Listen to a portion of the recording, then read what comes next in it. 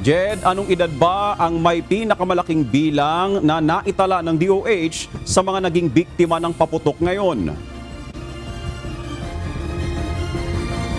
Victor, ayon sa Department of Health, edad 18 taong gulang pababa yung karamihan sa naitala nilang nabiktima ng paputok kung saan 322 patients o lagpas kalahati doon sa kabuuang bilang na naitala ng DOH na firecracker-related injuries ngayon mula December 22 noong nakaraang taon hanggang kaninang umaga.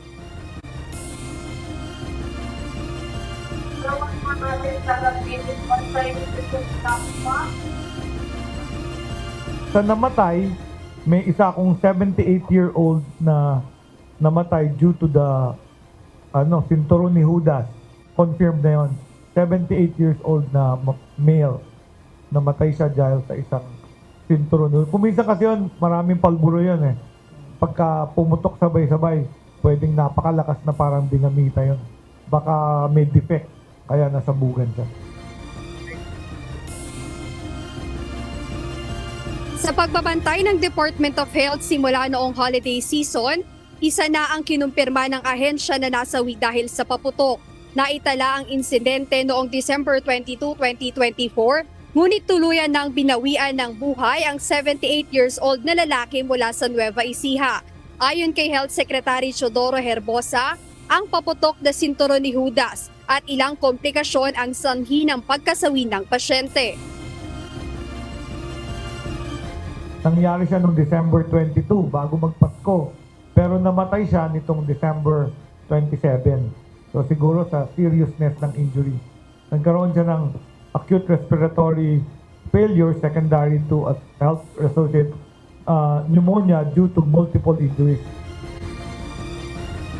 Samantala, umabot na sa 534 ang kabuuang bilang ng mga biktima ng paputok simula pa noong December 22 noong nakaraang taon. At karamihan sa mga ito ay 18 taong gulang pababa o mga kabataan.